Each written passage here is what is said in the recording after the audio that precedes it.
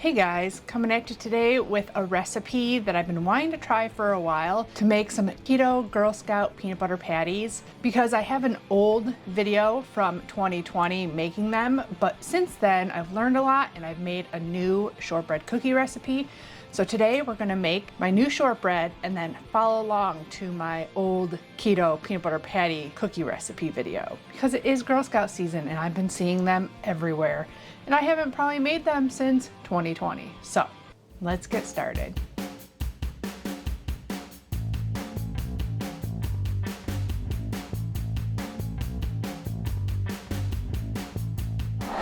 Hey guys, welcome back. If you're new here, thanks for joining me. My name's Alycia and I'm a pastry chef. I've been a chef most of my life and now I own a keto gluten-free bakery. And I'm here to show you all the tips and tricks on how to make the best recipes possible. So if you enjoy this type of content, please consider hitting the subscribe button down there, giving the video a thumbs up, leave me comments and share with all your friends and family. It all helps me help you to make the best recipes possible and bring you new videos every Saturday. Okay, so if we're gonna make some peanut butter patties, we do need to start with a shortbread base. We're gonna start with my new version of a keto shortbread cookie. We're not gonna watch that video because it really wasn't that long ago, and this is more about making some peanut butter patties out of the shortbread cookie. So I'm not gonna explain a lot about the recipe, but I will tell you obviously how I'm gonna do it differently than the video. I already have my 5 ounces of butter in my mixer along with 60 grams of a powdered erythritol sweetener. I just need to add a half teaspoon of vanilla extract to that. And I already got my very minimal dry ingredients. The reason I redid the recipe is because I thought that I couldn't use a ton of whey protein in cookies. I thought you needed egg white protein or a bunch of coconut flour in order to get like a crispy cookie. I've since figured out that I can use way more whey protein. I just had to get the ratios right. So it's only 60 grams of unflavored whey protein isolate, 24 grams of coconut flour, and just a 1/4 teaspoon of Anthony's xanthan gum. So that's all whisked up in here. We're just gonna beat our butter and sweetener, add our dry ingredients, and then we'll start watching my old video on how I rolled out the dough, because I did do it differently in my shortbread cookie. I did it in a log and sliced it. So we're probably gonna try and do it like the peanut butter patty recipe, and we'll see if it works.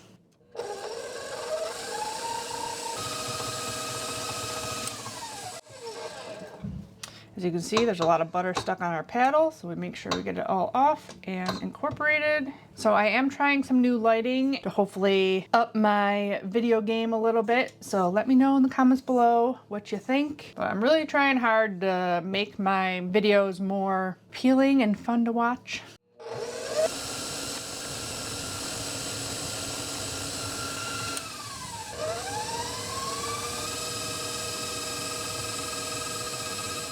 You don't want to whip this too much because we're not making whipped shortbread. Just want a little bit fluffy and the sweetener combined in there. I don't know if I've ever mentioned it before, but I'm not a huge fan of the 7-quart mixer that is the lift handle, just because it's really hard to do small amounts of dough.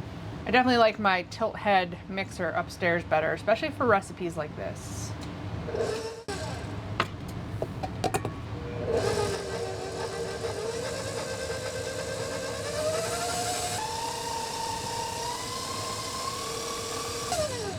Should form a dough. It's getting all stuck at the bottom there. You really want to make sure that your dough is well mixed, because if you have pockets of butter, those cookies will just like melt. They don't have enough dry ingredients in them. Okay. One of the reasons I redid this recipe, besides learning more about it, is that the peanut butter patties were kind of high in carbs, because keto chocolate and peanut butter still have quite a few carbs in them. This whole batch is only 6 grams of net carbs just for the cookie. My old one was way higher than that, so I'm hoping this works.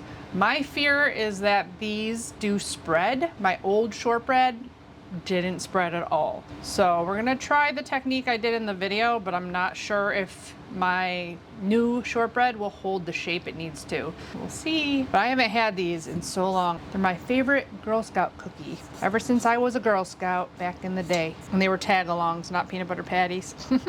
Okay.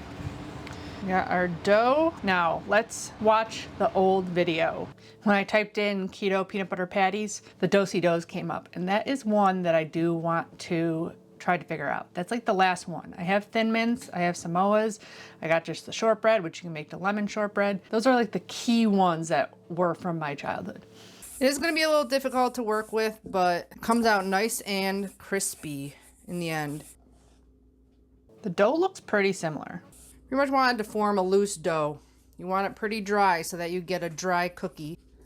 Try to get it about 1/4 inch thick.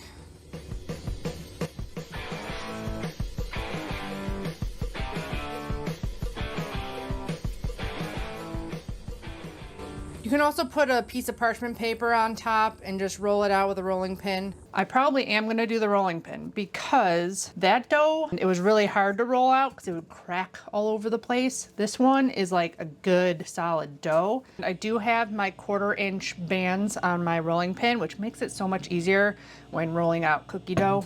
No, it's all nice and even. And just kind of have it by feel. I'm using just a shot glass. This turned out to be like the perfect size for me. Use any kind of round cookie cutter you want. So I just cut it like that, and then I use my offset spatula and I put it onto a piece of parchment paper. Keep doing that.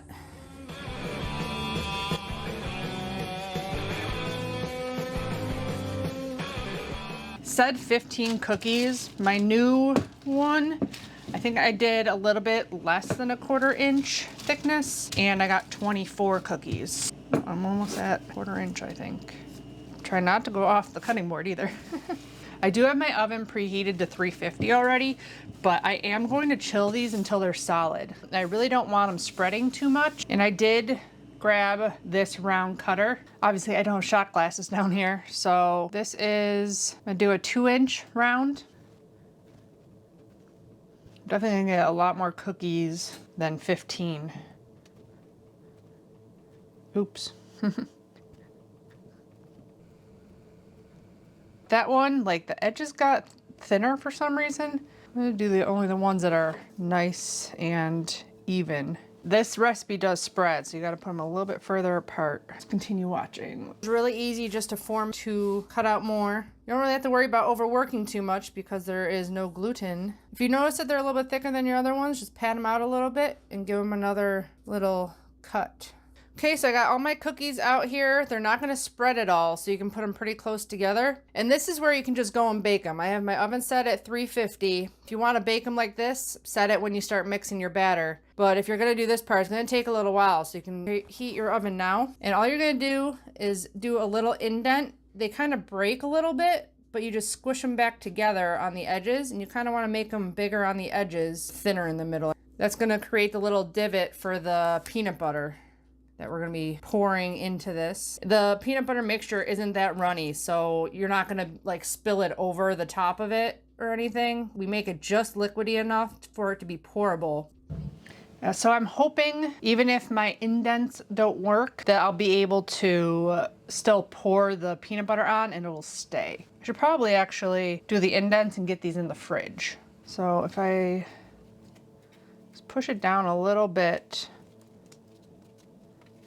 in the center. I'm not sure how it's gonna bake up, but kind of suck if I spend all the time doing this and then it just bakes up flat. But this one just really doesn't act at all the same as the other one, so not sure how these are gonna turn out. Try to keep it like the same size, but just a little bit indented. We'll see.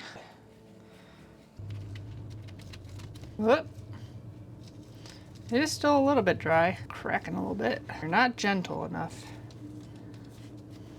Okay, I'm gonna throw these into the fridge and let them get completely solid, and then we'll bake those off. And in the meantime, I'm gonna roll and cut the rest of the dough. Debating on if I should try different thicknesses for this dough. I don't know. All the things that go through a baker's head doing experiments.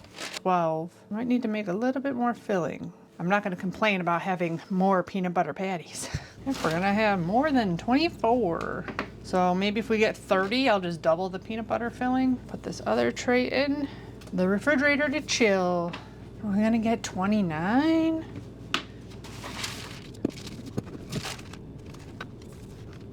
So close to 30. Wah, wah. Well, those are chilling. And probably get on to just watching the rest of the video and getting at least the ingredients ready for the filling. I'm gonna throw these in the oven. Keep a close eye on them. You do want them nice and golden brown so that they'll be nice and crispy. About 7 to 10 minutes. I'm gonna throw them in for 5, turn them, check them, see how many more minutes we need, and I'll be back once they're cooled for a little bit to show you the peanut butter and the chocolate.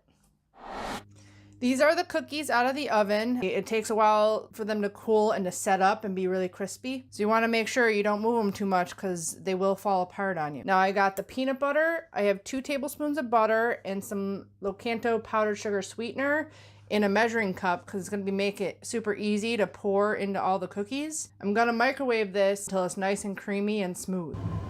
Okay, let's get all our ingredients into a measuring cup. I just have a 1/4 cup of peanut butter. I usually just weigh everything out now. So 2 tablespoons is 32 grams, so 64 for a 1/4 cup. And I'm gonna double it. So 128, is that right? 2 tablespoons of butter, so I need 4, which is a 1/2 stick or 2 ounces or 56 grams. Oh, so close. Then just 1 tablespoon of powdered sweetener, but I'm doubling it, so 2. But the sweetness level on this is up to you. Should be 24 grams according to the back of the package, but it's only 10.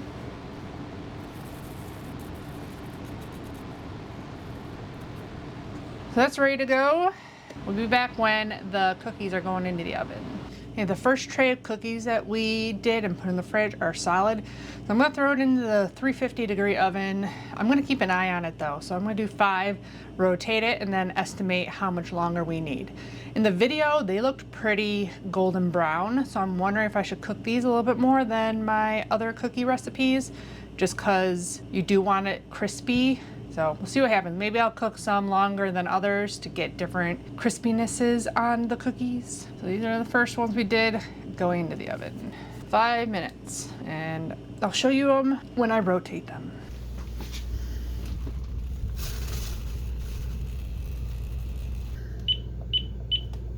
Well, I accidentally made the choice without even knowing it. So they are quite darker than when doing it in my old shortbread video. I definitely did not do them that dark. So that was only 8 minutes. So I'm gonna do another tray.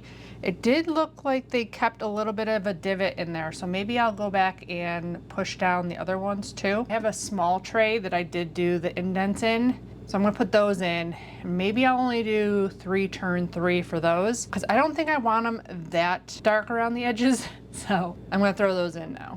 Okay, that was only 3 minutes, so turn them, and I'll probably check them at 2, but I'll set it for 3. Okay, looks like 7 minutes was about the right time. So I'm gonna let these chill. The ones that were in the fridge already, I had to let them warm up a little bit before I started indenting them. So they're gonna have to go back in the fridge to chill again once I get them all shaped. But that's just because I like them to look as much like tag-alongs as possible. Okay, the last tray is in the oven. I'm gonna only put it in for 7 minutes. I might check it at 6. But I did just figure out the macros, and these are gonna be a little bit bigger than the ones in the video, but they're still 1 carb each. And that'll all make sense once I get to the chocolate portion of this, but we basically swapped the carbs from the cookie into the chocolate part of the cookie. So our other cookies are just about cool, so I'm gonna watch some of the video and get those filled. So that took only about 30 seconds. We're gonna carefully pour into the center of each one of these.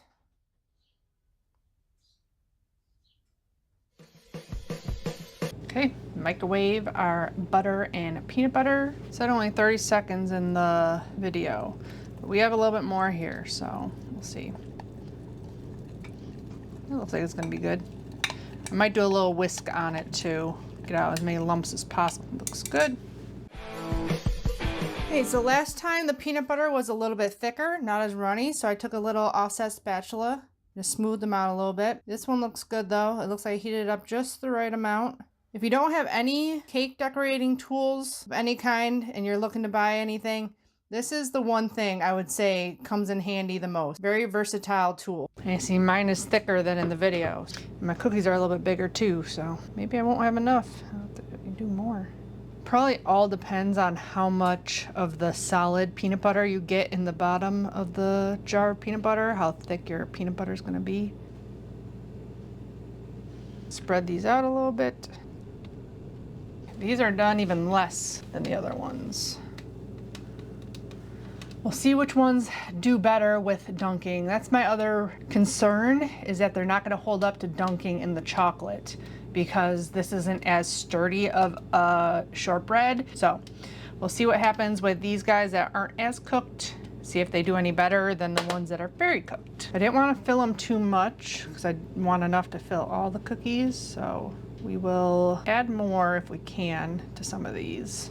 Give it a little tap, try to get it nice and smooth on top. I think I probably put them into the fridge. I'm not sure though. Pop them in the refrigerator for a couple minutes just to get them nice and solidified so that we can, more like 20. So that answers my question. Probably could even heat this up more to get it to run more. It all depends on how hot you get it. I mean, your butter can be melted, but it could still be cool because your butter melted on top first. Okay, they look like peanut butter patties so far. Okay, I got them all filled. It was enough for all 29. Probably would have been enough for 30, but make sure that you use all the peanut butter filling you got because it's all counted in your macros. See you back here in luckily just a second for you when those are solid and we can dunk them in some chocolate. Okay, I think I got everything set up for what I'm gonna need, but let's watch the rest of the video. I wanna see what I say and kind of figure out what I'm gonna need.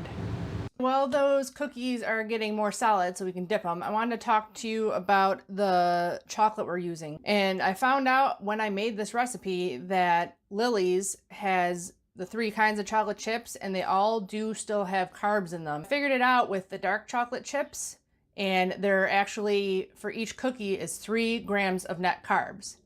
Now my favorite's milk chocolate, but that's even higher in carbs. The semi-sweet chocolate chips barely have any. So that makes each cookie only 1.2 net carbs. I recommend, and I put it in the recipe below, to use Lily's semi-sweet chocolate chips. You can always sweeten your chocolate. So I use my stevia drops to make my chocolate however sweet I want it. Now the only problem with chocolate, it is a little finicky. So if you add too much liquid to it, it will seize up on you. If it gets too hot, it'll seize up on you. My rule of thumb is just add little by little until it's the sweetness you want. And if it does seize up, you got to add a little bit more oil to make it smooth again. Yeah, so back when I first made a lot of my recipes, Lily's semi-sweet chocolate chips said they had like 0 carbs in them. And someone informed me along the way that they changed the back of the package. Now it's still 1 net carb per cookie because pretty much all chocolate has carbs in it. So most of them now are 1 carb per a half an ounce. That's why even though we made a very low carb cookie, it's still 1 gram of net carb each. And another little pastry tip, not even, it's more of a consumer warning. I do a lot of chocolate dipping, so I'm gonna buy like a chocolate dipping kit with, there's like a wire, like little spoon dipper thing. And I used it and it's no better, if not worse, than just a plain old fork. And I'll show you how I do that once these cookies are a little bit more cooled.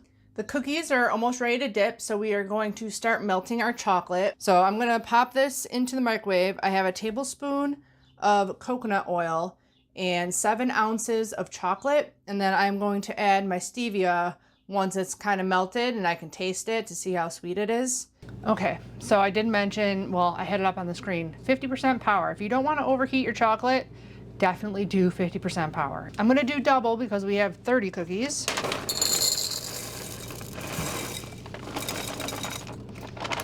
And I didn't mention it in the video, but I like the refined coconut oil because it doesn't taste like coconut. Since then, I've gotten the extra virgin, so you are gonna have a little bit of coconut flavor from something like this. Wish I had the refined stuff, because even though I use all coconut flour in my recipes, I don't like coconut. So 1 tablespoon is about a half an ounce, which is what I figured. 50% power is probably gonna take a couple of minutes, but you always do wanna stop and stir every 30 seconds to a minute. When it starts to get really melty, definitely every 30 seconds to 10 seconds. So I set it for 5 minutes, but I'm gonna stop it periodically. And our 20-minute timer went off, so our cookies should be ready to go once that chocolate is melted. I'm not gonna go into super great detail about tempering chocolate. I'll link up there my chocolate covered strawberry video where I really explained how to do it, but you don't want your chocolate to be over 90 degrees when everything is melted in there. Once it's already like almost melted, you don't do a lot of seconds at a time because you don't want it too hot. Right now it's 103, but I have all these chips in here, so you want all these chips to be melted and it to be 90 degrees. So I might have went too far because I was talking, but it's pretty liquidy, but I might add a tiny bit more coconut oil still. Yep, I went too far. So if that happens, you add some chips, allow them to melt, and get down to 90. Because all the chips are pretty much melted in there and it's still too hot. So don't do what I just did. Now I just gotta stir this until all those melt and hopefully it'll be about 90 degrees. I'm gonna add stevia and maybe a little bit more coconut oil.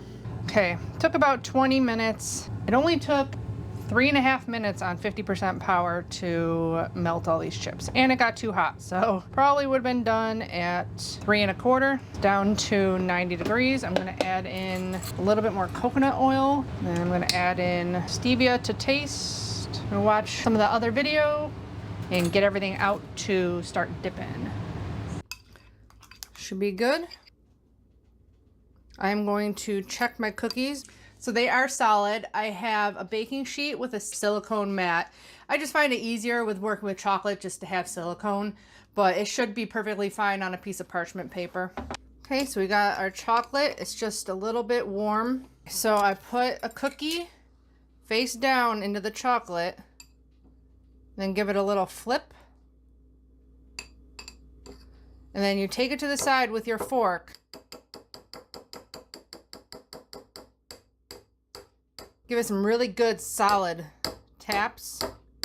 Get all that excess chocolate off. And you make the top really nice and smooth. I just scrape the bottom a little bit. I put it right down on the silk pat like that. And that is your little keto tag-along cookie.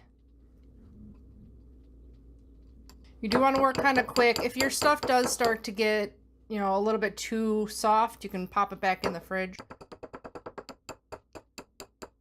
This also gets out all the little air bubbles that you'll see in your chocolate.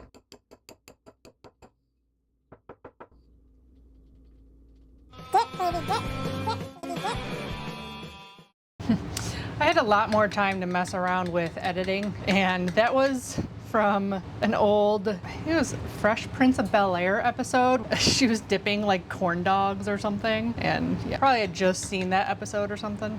This was 2020 during the pandemic, so we definitely watched a lot of TV in that time. But these are holding up, so these worked good. They're staying together. These are definitely bigger than a tag-along. I wonder if I should have maybe made them a little bit smaller around, because they spread way more than my old recipe does. But like I said, this is an experiment. Because we did 30, I didn't want to take them all out at once. You want them to stay chilled. So I only pulled out some to start. Okay, we'll try 2 that are very blonde. These ones were only in for like 6, maybe 7 minutes most. My chocolate is starting to get thick already. So I might need to warm it up a little bit more. Let's see what I say. Where I think I just put them into the fridge after this. Don't remember. Okay, so we're just about done here. I got my last one in here. And if you really want to be very precise with your macros, you can measure whatever chocolate you have left, and that'll tell you how much chocolate you actually used. It's always easier to do this with more chocolate than less chocolate. There you go, 15 tag-alongs. So we are going to pop these in the fridge. It's very hard for them to set in room temperature. Okay, so they do go in the fridge. Mine were already setting up.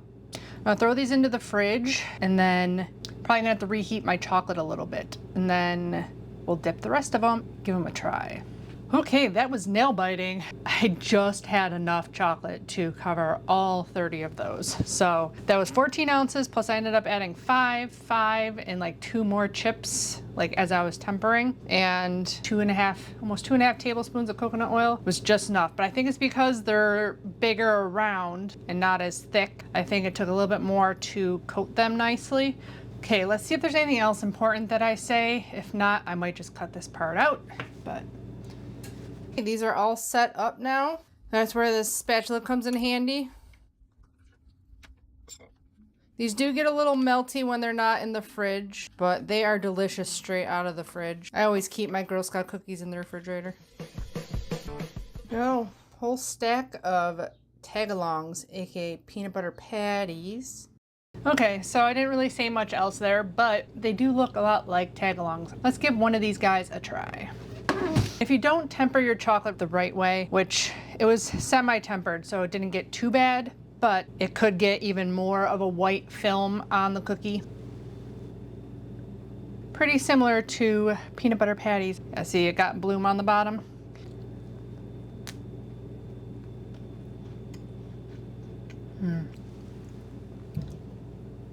But it's not quite as thick, like around the edges, as I remember a peanut butter patty being, but they're still delicious. I'm so excited to have 28 more of these. I like it that my new recipe makes a lot more than my old recipe did. Cookie is crunchy, but still like tender, I guess you can say. There's a nice crack to it. This was one of the ones that wasn't cooked a super like far. I think this one is one that was cooked a lot. Let's try this guy. Yeah, so this one is a lot darker, but I think it's more close to a tag-along consistency, maybe? Maybe go about 9 minutes, but definitely keep an eye on them. That is so good. Excited! I'm glad it worked out. So I hope you guys enjoyed this little mishmash of a video with an experiment and kind of following along to an old video. It was fun for me to see, and I'm really glad I have some more of these peanut butter patties just in time for all those people advertising for Girl Scout cookies right now. Don't forget to check out my Amazon shop page. The link is in the description box below, along with the blog link to the full recipe, which I didn't even have a blog post back then, so I'll be writing one for this. Give the video a thumbs up if you enjoyed it, subscribe if you haven't already, and as always I'll be back with more keto, low carb, healthy meal, dessert, and snack recipes. Bye guys, happy keto baking. So good.